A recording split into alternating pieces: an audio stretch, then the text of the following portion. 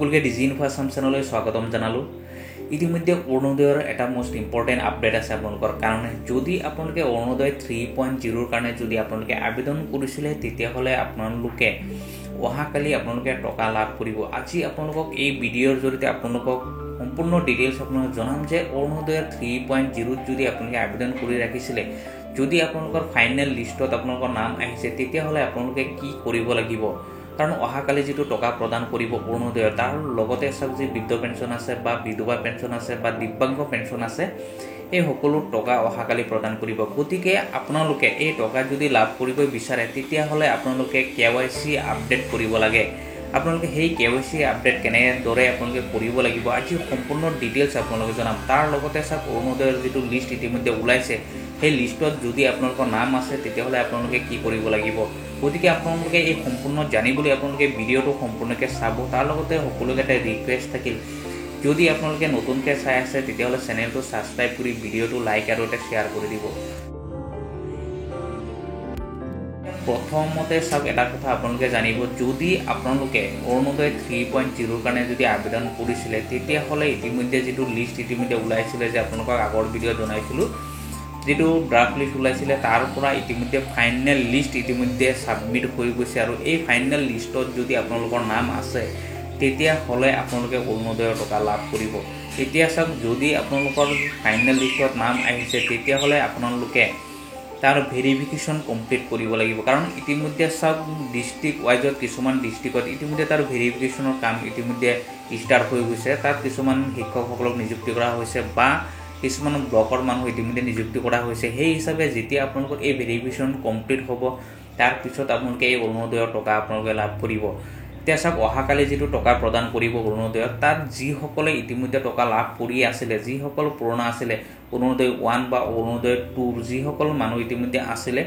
সেইসকলে অহাকালি টকা লাভ কৰিব। কিন্তু যিসকল নতুন হিতাধিকাৰী আছে, যিসকল 3.0 কাৰণে যিসকলে আবেদন কৰিলে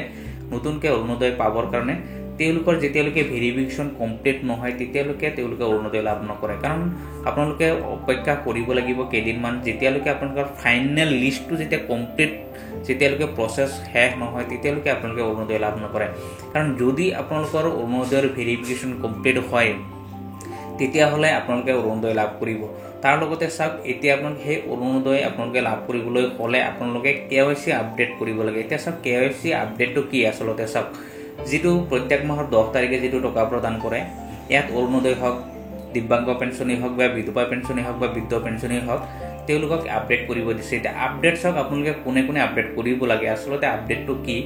এতিয়া প্ৰথম কথা হৈছে চাওক আপডেটটো হৈছে আপোনালোকৰ যিটো একাউণ্ট দিব, আপোনালোকে যিটো একাউণ্ট ইতিমধ্যে দিলে সেইটো একাউণ্ট যদি আপোনালোকৰ কিবা কাৰণে যদি বন্ধ হৈ আছে, যদি বন্ধ হৈ গৈছে বা ক্ল'জ হৈ গৈছে তেতিয়াহ'লে আপোনালোকে KYC আপডেট দিব লাগে। কাৰণ যদি আপোনালোকৰ একাউণ্ট ঠিক নাথাকে তেতিয়াহ'লে আপোনালোকৰ সেইটো একাউণ্টত টকা লাভ নকৰে বা আপোনালোকে টকা যদি একাউণ্টতো সোমায় তথাপি আপোনালোকে সেইটো টকা উঠাব নোৱাৰে। সেইটো কাৰণে যিসকলৰ ইতিমধ্যে একাউণ্টৰ যদি কিবা প্ৰব্লেম হৈ আছে, কিবা খেলিমেলি হৈ আছে তেতিয়াহ'লে আপোনালোকে একাউণ্টটোত KYC আপডেট কৰিব লাগে। এতিয়া KYC আপডেট কৰিলে আপোনালোকৰ কি হয় চাওক, যিটো আধাৰ কাৰ্ড আপোনালোকৰ আছে, কাৰণ ইতিমধ্যে আপোনালোকে জানে যিখিনি মানুহে ইতিমধ্যে অৰুণোদয় 3.0 হওক বা দিব্যাংগ পেঞ্চনেই হওক বা বিধৱা পেঞ্চনেই হওক বা বৃদ্ধ পেঞ্চনেই হওক তেওঁলোকৰ আধাৰ কাৰ্ড তেওঁলোকে ছাবমিট কৰিব লগা হৈছে। কিন্তু সেই আধাৰ কাৰ্ডটো যদি আপোনালোকৰ বেংক একাউণ্টৰ লগত যদি লিংক নাথাকে তেতিয়াহ'লে আপোনালোকৰ যিটো টকা প্ৰদান কৰে সেইটো টকা আপোনালোকে লাভ নকৰিব। কাৰণ কি চাওক বৰ্তমান সময়ত যিসমূহ চৰকাৰী টকা প্ৰদান কৰে চাওক সেই চৰকাৰী টকা ইতিমধ্যে আধাৰ কাৰ্ডৰ জৰিয়তেহে আপোনালোকৰ বেংক একাউণ্টত প্ৰদান কৰে। কাৰণ আপোনালোকৰ যিটো বেংক একাউণ্ট আপোনালোকে ছাবমিট কৰিলে সেইটো বেংক একাউণ্টৰ লগত আধাৰ কাৰ্ড লিংক থাকিব লাগে আৰু তাৰ লগত যিটো DBD লিংক অৰ্থাৎ যিটো ডিৰেক্ট বেনিফিট ট্ৰেন্সফাৰ বুলি কয় সেইটো আপোনাৰ লিংক থাকিব লাগে। কাৰণ আপোনালোকৰ সেইটো একাউণ্টত যদি ডিৰেক্ট বেনিফিট ট্ৰেন্সফাৰ বা অৰ্থাৎ আপোনালোকৰ DBD লিংক নাথাকে তেতিয়াহ'লে আপোনালোকৰ টকা লাভ নকৰে আপোনালোকে সেইটো একাউণ্টত। গতিকে আপোনালোকৰ যিটো একাউণ্ট দিলে সেইটো একাউণ্টৰ লগত যদি DBD লিংক কৰিব বিচাৰি আছে, একাউণ্টটো যদি কিবা প্ৰব্লেম হৈছে তেতিয়াহ'লে আপোনালোকে ইমিডিয়েটলি আপোনালোকে KYC আপডেট কৰিব লাগে। যদি KYC আপডেট দিয়ে তে KYCৰ কাৰণে আপোনালোকে ডকুমেণ্টছ কি কি দিব লাগে চাওক, সেইটো হৈছে চাওক আধাৰ কাৰ্ড, আপোনালোকৰ যেটো পেন কাৰ্ড আছে এই আধাৰ কাৰ্ড আৰু পেন কাৰ্ড যেতিয়া আপোনালোকৰ বেংক একাউণ্টৰ লগত যেতিয়া লিংক কৰি দিব তেতিয়াহ'লে যদি আপোনালোকৰ একাউণ্টত কিবা খেলিমেলি আছে, কিবা বন্ধ হৈ আছে তেতিয়াহ'লে সেইটো আপোনালোক খুলি যাব আৰু নেক্সট পৰ্যায়ত যিটো টকা প্ৰদান কৰিব সেইটো আপোনালোকৰ একাউণ্টত ডিৰেক্ট আপোনালোকৰ সেইটো একাউণ্টত টকা লাভ কৰিব গতিকে যিসকল ইতিমধ্যে টকা লাভ কৰা নাই মানে বহুত মানুহ ইতিমধ্যে আছে বহুত হিতাধিকাৰী আছে যে তেওঁলোকৰ একাউণ্টত টকা প্ৰদান নকৰে বা তেওঁলোকে একাউণ্টত টকা লাভ নকৰে গতিকে আপোনালোকে কিয় টকা লাভ নকৰে সেইটো চাওক যদি আপোনালোকৰ একাউণ্টত ডিবিডি লিংক নাথাকে তেতিয়াহ'লে আপোনালোকৰ একাউণ্টত টকা দিলেও আপোনালোকৰ সেইটো একাউণ্টত টকা নোসোমায় কিয় নোসোমায় কাৰণ আপোনালোকৰ ডিৰেক্ট আপোনালোকৰ যিটো বেংক একাউণ্ট দিলে সেই ডিৰেক্ট বেংক একাউণ্টত টকা প্ৰদান নকৰে কাৰণ সেইটো আধাৰ কাৰ্ডৰ জৰিয়তে টকা প্ৰদান কৰে গতিকে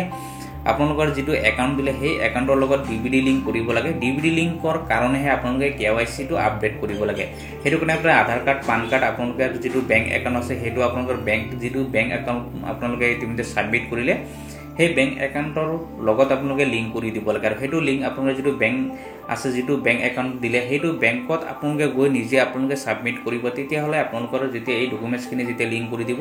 তেতিয়াহ'লে আপোনালোকৰ KYC আপডেট হৈ যাব যেতিয়া আপোনালোকৰ এই KYC আপডেট হৈ যাব তাৰপিছত আপোনালোকৰ যি চৰকাৰী পইচাই হওক যিটো চৰকাৰী পইচা ইতিমধ্যে আধাৰ কাৰ্ডৰ জৰিয়তে প্ৰদান কৰে সেই সকলো টকা আপোনালোকে লাভ কৰিব সেইটো কাৰণে আপোনালোকক ইতিমধ্যে KYC আপডেট কৰিবলৈ দিয়া হৈছে গতিকে আপোনালোকৰ যদি একাউণ্টৰ কিবা খেলিমেলি আছে কিবা প্ৰব্লেম হৈ আছে আপোনালোকে অতি সোনকালে আপোনালোকৰ যিটো বেংক একাউণ্ট আছে সেইটোৰ লগত আপোনালোকে আধাৰ কাৰ্ডটো লিংক কৰক বা আপোনালোকে KYC আপডেট কৰক যদি KYC আপডেট কৰে তেতিয়াহ'লে পৰৱৰ্তী সময়ত যিটো টকা প্ৰদান কৰে সেইটো আপোনালোকৰ যিটো বেংক একাউণ্ট আছে সেইটো ডিৰেক্ট আপোনালোকে লাভ কৰিব গতিকে আপোনালোকৰ যিকোনো প্ৰব্লেম হৈ আছে একাউণ্টত আপোনালোকে অতি সোনকালে বেংকত গৈ পেলাই আপোনালোকে সেই KYC-সমূহ আপডেট কৰক তেতিয়াহ'লে আপোনালোকে সেই টকাখিনি লাভ কৰিব তাৰ লগতে চাওক যি অৰুণোদয় 3.0 কথাটো মই ইতিমধ্যে ক'লোঁ আপোনালোকে 3.0 কাৰণে চাওক যিটো চেক লিষ্ট ইতিমধ্যে ওলাইছিলে সেই চেক লিষ্টৰ পৰা আপোনালোকৰ ফাইনেল লিষ্ট ইতিমধ্যে তাৰ কাৰণে প্ৰচেছ চলি আছে এই ফাইনেল লিষ্টত যদি আপোনালোকৰ নাম আছে তেতিয়াহ'লে আপোনালোকে অৰুণোদয় টকা লাভ কৰিব কাৰণ সেইটো আপোনালোকে কেনেদৰে চাব কাৰণ বহুতে মোক কুৱেশ্যন কৰি আছিলে চাওক ফাইনেল যিটো লিষ্ট ওলাব কাৰণ গোটেইখিনি লিষ্ট চাওক এতিয়ালৈকে পাব্লিছ হোৱা নাই কাৰণ সেইটো অনলাইনত পাব্লিছ হোৱা নাই কিন্তু অফলাইনত আহি আছে যিহেতু যিসকল কৰ্মী ইতিমধ্যে অৰুণোদয়ৰ লগত জড়িত হৈ আছে যিসমূহ কমিটি বনাই দিছিলে বা যি বুথ কমিটি আছে তেওঁলোকৰ হাতত সেইবিলাক ড্ৰাফ্ট লিষ্ট আছে সেইটো ড্ৰাফ্ট লিষ্টৰ পৰাহে তেওঁলোকে ফাইনেল লিষ্ট বনাই আছে কাৰণ ইয়াৰ ভিতৰত চাওক কিছুমানৰ নাম ইতিমধ্যে কেঞ্চেল কৰিব দিছে এতিয়া কোনখিনি মানুহক কেঞ্চেল কৰিব দিছে চাওক যিসকল ইতিমধ্যে চাকৰি আছে যিসকল ঘৰত বা তেওঁলোকে যদি বহুত ধনী মানুহ আছে তেওঁলোকে ইতিমধ্যে কেঞ্চেল কৰিব দিছে আৰু তাৰ লগতে এটা ইম্পৰ্টেণ্ট হৈছে যে যদি আপোনালোকৰ ৰেচন কাৰ্ড নাই তেতিয়াহ'লে আপোনালোকৰ অৰুণোদয় কেতিয়াও লাভ নকৰে কাৰণ আপোনালোকে যেতিয়া 3.0 কাৰণে যেতিয়া আপোনালোকে আবেদন কৰিব দিয়া হৈছিলে তেতিয়া আপোনালোকৰ মাষ্ট বি সকলোকে পুৰণা হওক বা নতুন হওক সকলোকে ছাবমিট কৰিব দিয়া হৈছিলে যে তেওঁলোকৰ ৰেচন কাৰ্ড ছাবমিট কৰিব লাগিব বা নতুনকৈ তেওঁলোকে আবেদন কৰিব লাগিব যেতিয়া নতুনকৈ আপোনালোকে আবেদন কৰিলে তাৰ লগত আপোনালোকৰ যদি ৰেচন কাৰ্ডটো প্ৰদান কৰিছে আৰু সেইটো ৰেচন কাৰ্ড যদি আপোনালোকৰ নিজৰ নামত হৈ আছে তেতিয়াহ'লে আপোনালোকৰ আগলৈ সেই অৰুণোদয় আপোনালোকৰ থাকিব নতুন হওক বা পুৰণা হওক সকলোৱে পাব